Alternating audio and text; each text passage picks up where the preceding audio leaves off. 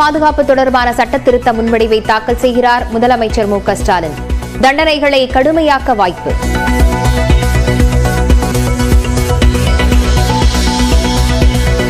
இவன்தான் அந்த சார் என்ற பதாகைகளுடன் பேரவைக்கு வந்த திமுக எம்எல்ஏக்கள். அண்ணாநகர் சிறுமி பாலியல் வன்கொடுமை வழக்கில் உடந்தையாக இருந்த சுதாகரின் புகைப்படத்தை வைத்து பதாகை. சட்டமன்ற நேரலையில் காட்டப்படும் அதிமுக எம்எல்ஏக்கள் புறக்கணிக்கப்படுவதாக இபிஎஸ் குற்றம் சாட்டிய நிலையில் நேரலை.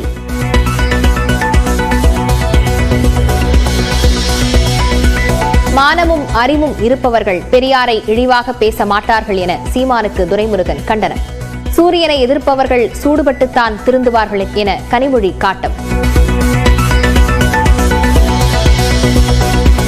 பெரியாரை அவமதித்ததாக சீமான் மீது இதுவரை 60 வழக்குகள் பதிவு. தமிழ்நாடு முழுவதும் கட்சிகள் அமைப்புகள் அடுத்தடுத்து புகார்.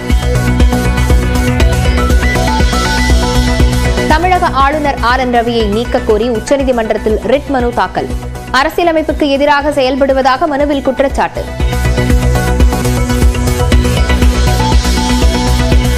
கலங்கரை விளக்கம் முதல் நீலாங்கரை வரை கடல் மேம்பாலம் அமைக்க திட்ட அறிக்கை தயாரிக்கும் பணி. சட்டப்பேரவையில் அமைச்சர் ஏவாவேலு தகவல். காஞ்சிபுரம் அஷ்டபுஜ பெருமாள் கோயிலில் திவ்ய பிரபந்தம் பாடுவதில் வடகலை தென்கலை பிரிவினர் மோதல். பேச்சுவார்த்தை பலனளிக்காததால் இருதரப்பையும் வெளியேற்றிய காவல்துறையினர்.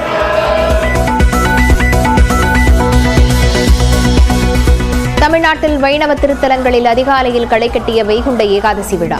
ஸ்ரீரங்கம், திருவல்லிக்கேணி, காஞ்சிபுரம், சேலம், கோட்டை உள்ளிட்ட இடங்களில் அதிகாலையில் சொர்க்கவாசல் திறப்பு.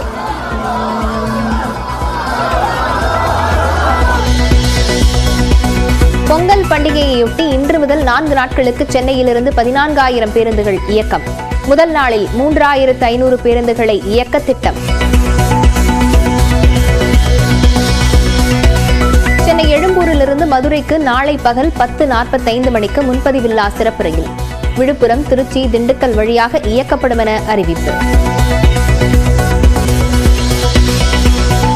செங்கல்பட்டு மாவட்டம் மாமல்லபுரம் அருகே களை கட்டி வரும் சர்வதேச பலூன் திருவிழா.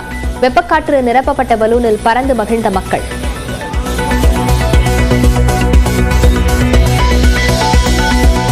சீர்காழி அருகே மங்கை மடத்தில் வீட்டின் கதவை உடைத்து 125 சவரன் நகை கொள்ளை. காவல்துறை தீவிர விசாரணை. பொங்கலையொட்டி கிருஷ்ணகிரி குந்தாரப்பள்ளியில் 10 கோடிக்கு ஆடுகள் விற்பனை. கடலூர் மாவட்டம் வேப்பூரிலும் களை கட்டிய ஆட்டுச்சந்தை.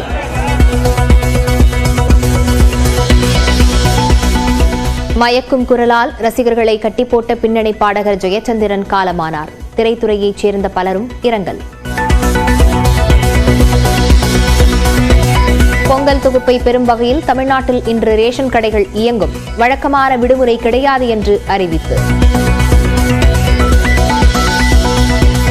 அமெரிக்காவின் லாஸ் ஏஞ்சல்ஸ் நகரில் கட்டுக்கடங்காமல் கொழுந்துவிட்டு எரியும் தீ.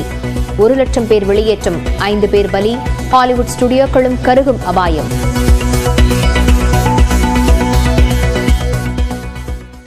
பொங்கல் பண்டிகையொட்டி தமிழ்நாட்டின் பல்வேறு பகுதிகளில் நடைபெற்ற ஆட்டுச்சந்தைகளில் விற்பனை களை கட்டியது.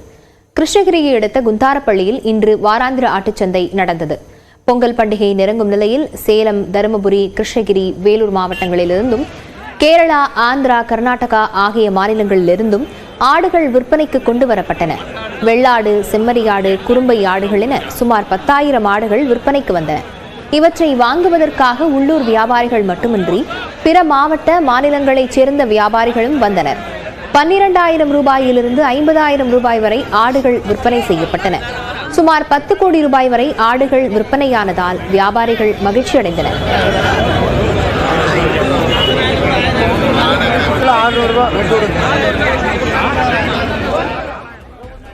கடலூர் மாவட்டம் வேப்பூரில் நடந்த வாராந்திர ஆட்டுச்சந்தை பொங்கல் பண்டிகையொட்டி களை கட்டியது. சுற்றுவட்டாரத்தில் உள்ள 50க்கும் மேற்பட்ட கிராமங்களிலிருந்து ஆடுகள் விற்பனைக்கு கொண்டு வரப்பட்டன. 4,000 ரூபாய் முதல் 25,000 ரூபாய் வரை ஆடுகள் விற்பனை செய்யப்பட்டன. மொத்தம் 4 கோடி ரூபாய்க்கு மேல் விற்பனை நடைபெற்றதால் வியாபாரிகள் மகிழ்ச்சி அடைந்தனர்.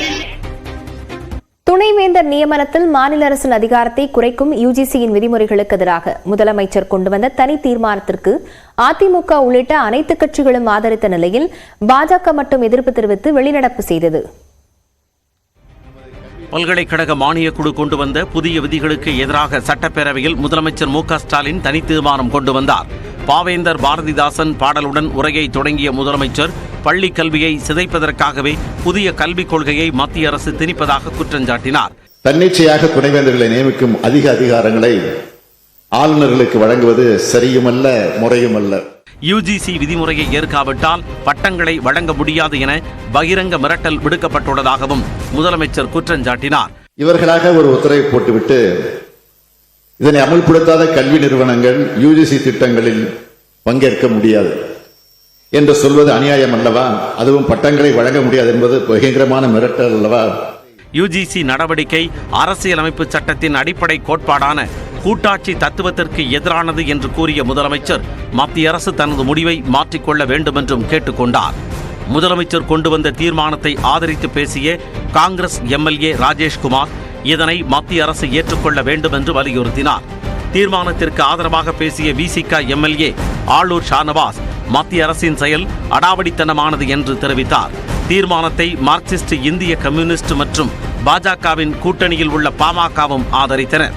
முதலமைச்சரின் தீர்மானத்தை ஆதரிப்பதாக கூறிய அதிமுக எம்எல்ஏ அக்ரி கிருஷ்ணமூர்த்தி புதிய விதிமுறைகள் தொடர்பான அறிக்கையை யுஜிசி தன்னிச்சையாக வெளியிட்டது அரசியலமைப்பு சட்டத்திற்கு புறம்பானது என்று கூறினார்.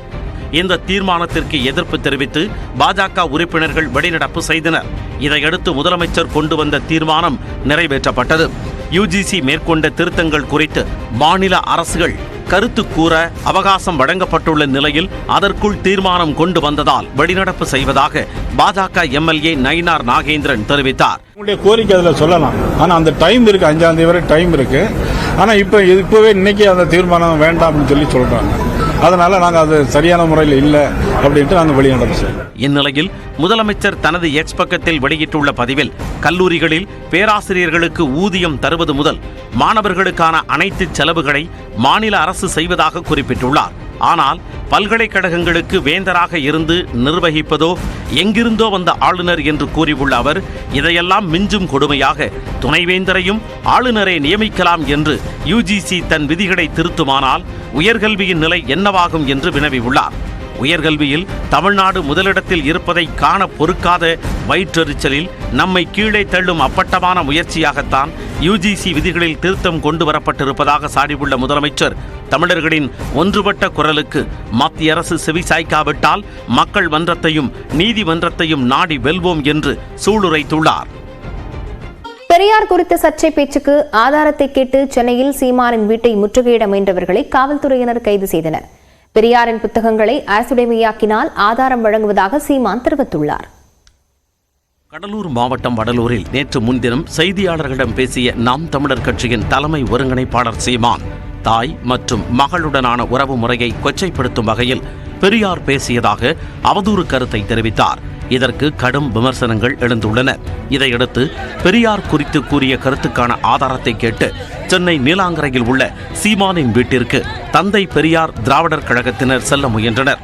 சீமான் வீட்டருகே நாம் தமிழர் கட்சி தொண்டர்கள் கூடியிருந்ததால் தபேதிக பொதுச் செயலாளர் ராமகிருஷ்ணன் உள்ளிட்டோரை காவல்துறையினர் தடுத்து நிறுத்தினர். தொடர்ந்து அவதூறுகளை பரப்பி வருகிற சீமான் அவர்கள் அவருடைய பேச்சு எந்தவித ஆதாரமற்றது.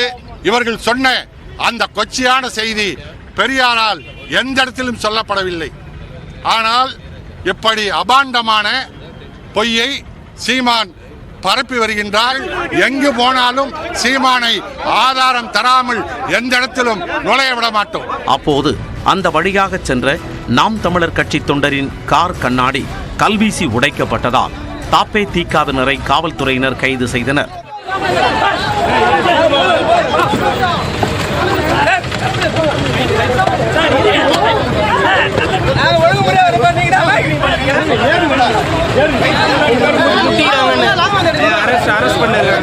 இதனிடையே புதுச்சேரி நெல்லித்தோப்பில் நிகழ்ச்சி ஒன்றில் சீமான் பங்கேற்றிருப்பதை அறிந்து அங்கு பெரியார் அமைப்பினர் திரண்டனர். நிகழ்ச்சி நடைபெறும் இடத்திற்கு செல்ல விடாமல் அவர்களை காவல்துறையினர் தடுத்ததால் தள்ளுமுள்ளு ஏற்பட்டது. புதுச்சேரியில் நிகழ்ச்சியை முடித்துவிட்டு செய்தியாளர்களிடம் பேசிய சீமான் பெரியாரின் புத்தகங்களை அரசுடைமையாக்கினால் ஆதாரம் வழங்க தயார் என கூறினார். பெரியாரின் எழுத்துக்களை அரசுடைமையாக்கிட்டு என்று சான்றுகளுக்கு தரேன். ஏங்க நீங்க எழுதுன புத்தகத்தை எல்லாம் நீங்க முடக்கி வீட்டுக்கு தனி சொத்தா வச்சுக்கிட்டேன் ஆதாரம் கேட்டா அதுக்குள்ளதான் இருக்க எடுத்து வெளியிடுங்க. முன்பு பெரியார் குறித்து புகழ்ந்து பேசிவிட்டு தற்போது மாற்றி பேசுவது ஏன் என்ற கேள்விக்கும் சீமான் பதிலளித்தார். ஏங்க அது விடுங்க, நீங்க தான்றீங்க பேசுன அது தப்பு. ஆமாங்க சொன்னீங்க,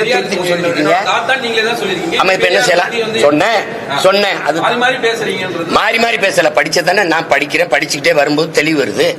இந்நிலையில் வடலூர் காவல் நிலையத்தில் சீமான் மீது 2 பிரிவுகளின் கீழ் வழக்கு பதிவு செய்யப்பட்டுள்ளது. திராவிடர் கழகம் சார்பில் கடலூர் மாவட்ட காவல் கண்காணிப்பாளர் அலுவலகத்தில் அளிக்கப்பட்ட புகாரின் பேரில் கலவரத்தை தூண்டும் விதமாக பேசுதல் மற்றும் பொது அமைதிக்கு குந்தகம் விளைவிக்கும் வகையில் பேசுதல் ஆகிய பிரிவுகளின் கீழ் வடலூர் காவல் நிலையத்தில் சீமான் மீது வழக்கு பதிவு செய்யப்பட்டுள்ளது.